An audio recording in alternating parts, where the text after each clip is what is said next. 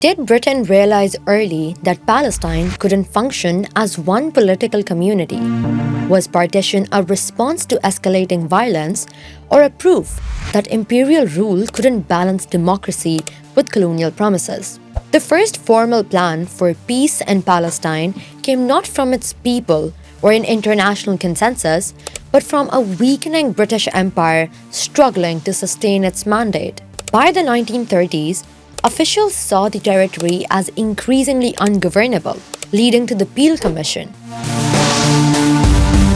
Partition proposed less as a solution and more as an escape from imperial crisis. By the mid-1930s, Palestine was already in turmoil. Britain ruled the territory under a League of Nations mandate that carried contradictory obligations to facilitate a Jewish national home while also protecting the civil and political rights of the Arab majority.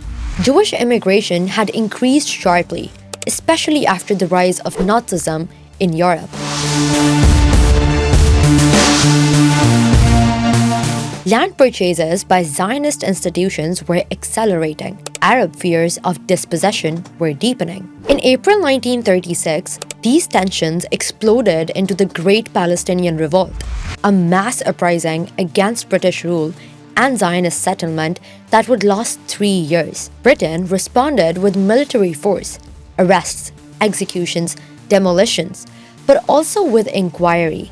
In 1936, London appointed a royal commission under Lord Peel to investigate the causes of the unrest and recommend a way forward. Officially, the task was modest, to examine grievances and suggest reforms within the mandate. But in reality, something far more radical was about to happen. At the heart of the crisis was a simple but devastating problem. The mandate treated Jews as a national community, but Palestinians as merely other inhabitants, defined by religion rather than nationhood. Yet, Arabs were the demographic majority. This made representative government almost impossible. If Palestine became democratic, Arab voters would dominate, undermining the Jewish national home. If Jewish immigration and political autonomy were protected, Arab consent would be bypassed. British officials had struggled with this contradiction for years. By the early 1930s, some concluded that it could not be resolved within a single political framework.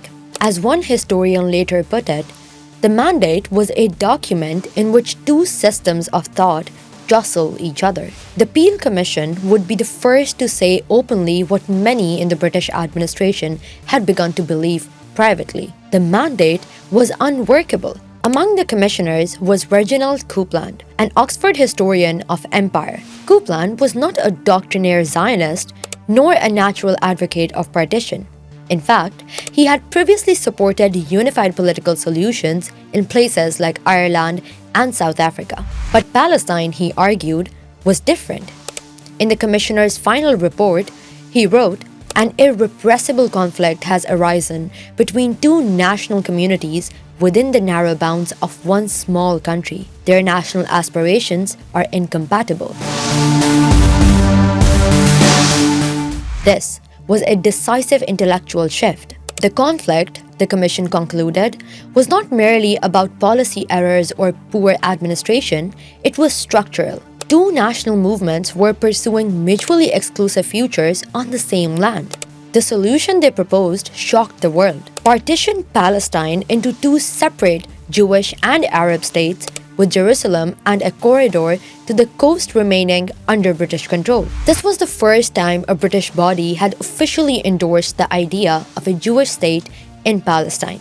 The Commission heard hundreds of hours of testimony. Zionist leaders participated extensively, both publicly and in secret sessions. Chaim Weizmann, head of the Jewish Agency, framed Jewish demands in stark humanitarian terms. Testifying in November 1936, he told the commissioners, "There are 6 million Jews in Europe for whom the world is divided into places where they cannot live and places where they cannot enter." Partition, to many Zionist leaders, appeared as a tragic but pragmatic compromise, a way to secure sovereignty even on a smaller portion of the land. Yet, the Zionist movement itself was divided. Some saw partition as a temporary step, others as an unacceptable surrender of historical claims. Palestinian leaders, by contrast, rejected the premise outright. They demanded independence in all of Palestine, with constitutional protections for Jewish minorities, not division of the country. The Arab Higher Committee initially boycotted the commission, citing lack of trust in British intentions.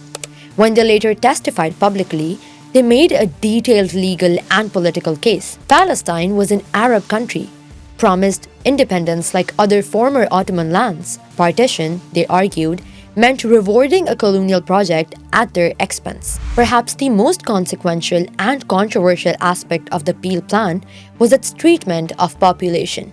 The proposed Jewish state would include a large Arab population. The Commission concluded that long-term stability might require population transfer. Drawing on the 1923 Greek-Turkish exchange, the report suggested that Arabs might be moved from the Jewish state into the Arab one, if necessary, compulsorily. More than 200,000 Palestinians were identified as potential transferees. The Commission acknowledged the severity of the proposal but framed it as a tragic necessity. For Palestinians, it was unacceptable. For many Zionist leaders, it was discussed cautiously, sometimes privately endorsed, sometimes publicly avoided. Historically, what matters the most is this. The idea of transfer entered official international discourse here, not in 1948, but in 1937. Both sides rejected the Peel Plan. Palestinian leaders condemned it unanimously. Zionist institutions accepted the principle of partition but rejected the specific borders as inadequate. Britain itself hesitated. In 1938, the Woodhead Commission was tasked with examining the plan's feasibility. It concluded that partition would require massive force transfers and was impractical. Officially, the plan was shelved, but something irreversible had happened. Partition had become thinkable. The Peel map, with modifications, would later serve as the conceptual basis for the United Nations Partition Plan of 1947. The language of irreconcilable national claims would define international diplomacy for decades. From a distance, the Peel Commission looks like another failed peace plan. But historically, it was a turning point.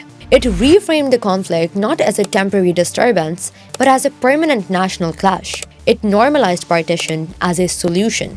It introduced population transfer as an administrative tool, and it set a precedent where international powers drew borders without local consent. Many of today's debates and discourses about two states, borders, refugees, Jerusalem, are still trapped within the conceptual framework first articulated in 1937. That is Peel's legacy. The Peel Commission shows that peace plans do not emerge in a vacuum. They reflect power, fear, and the limits of imagination. Britain was not a neutral mediator. It was an imperial authority trying to manage decline, unrest, and contradictory promises. Zionist leaders were navigating existential threats and strategic opportunities. Palestinians were resisting dispossession and denial of sovereignty. Partition failed in 1937, but it succeeded in reshaping the future. Understanding Peel helps explain why peace has been so elusive ever since, because the foundational solution was born not from mutual agreement, but from imperial logic. History does not tell us what peace must look like, but it does tell us this. Plans imposed without justice, equality, and consent rarely end conflict. They only postpone it.